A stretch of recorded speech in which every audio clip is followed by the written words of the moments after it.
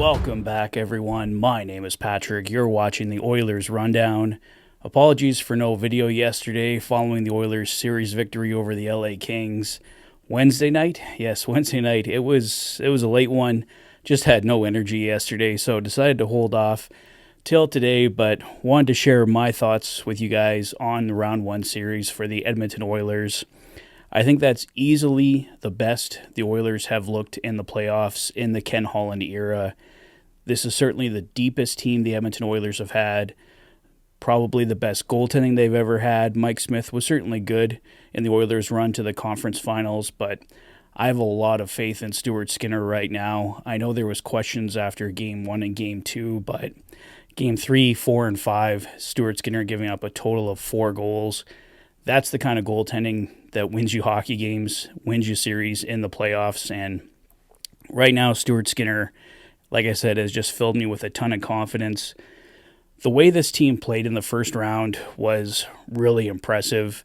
Last year, there was a lot of doubt in Edmonton's first round series with LA. They did come back, win 3 straight, take it in 6, but a lot of things looked off. Stuart Skinner looked off. The Oilers were having trouble holding leads, and there was a little bit of that in the series, but really not much at all. This team defended much better. I'd say really that was only maybe a thing in Game 1 where it got kind of close when the Kings made it 6-4, and of course Game 4 and 5 both being 1-goal hockey games, but it wasn't really the Oilers blowing a lead. They had a 4-2 lead in Game 5, but they held on to it, played really strong defensively. I think the defense 1 through 6 has been really strong for the team.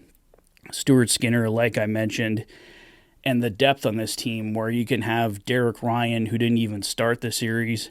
He's out there in series clinching games in the final moments, helping this team get it done, and they have guys that they haven't even called upon, like Connor Brown, Sam Gagner. The depth on this team is amazing, and if they're going to go on the kind of run that we all want to see them go on, they are certainly going to need it. And even in goal behind Stuart Skinner, he's playing great, but we've still got Calvin Pickard, who played great down the stretch, Jack Campbell, who's been excellent in Bakersfield. So the Oilers are looking really good going into round 2. Obviously, this was a special team, as I mentioned in the title, that won this round 1 series for the Edmonton Oilers. Special teams was absolutely massive, kept the Kings completely off the board on the power play, lit them up on their own power play, made everything count. There was a couple goals that probably, you'd almost count them as power play goals. The power play had just ended, but if there's anything the Oilers really need to work on in round 2 is trying to get more 5-on-5. I don't know if they're going to continue to get all these calls that they were getting in round 1. It might get a little bit more tight going into rounds 2, 3, and hopefully 4 for the Edmonton Oilers. So getting more done 5-on-5, definitely a thing that this team needs to do. But the playoffs are here, and my friends over at Deflect Apparel have everything you need to help cheer on the Oilers in their run for the Stanley Cup. They even have your furry fans covered too. Check them out at deflect.net and use the code FANATIC20 at checkout for 20% off your order. Check out more in the description below and stay tuned for upcoming contests. They're getting offense from everywhere. We could probably see a little bit more from the bottom 6. I mean, Connor McDavid's certainly going, although doesn't have a ton of goals-wise, but certainly a ton of assists. Leon Draisaitl's being his usual playoff beast self.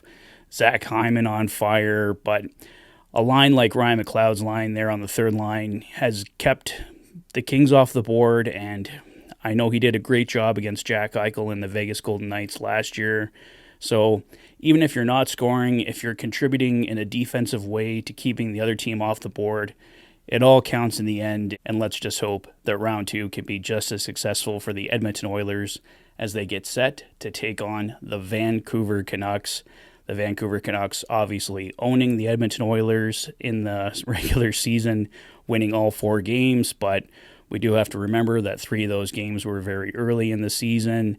The 4th and final game that came in the final stretch there was a very close hockey game. The Oilers were without Connor McDavid. The Canucks at the same time without Thatcher Demko, as they are right now, although Demko is a possibility for round 2 for the Canucks. So We'll see what happens there, but it should be a great series, and it's sounding like Tuesday will be the start for round 2 for the Oilers and Canucks in Vancouver, but I'll have more on that for you guys in the series preview. So yeah, Oilers, Canucks, round 2.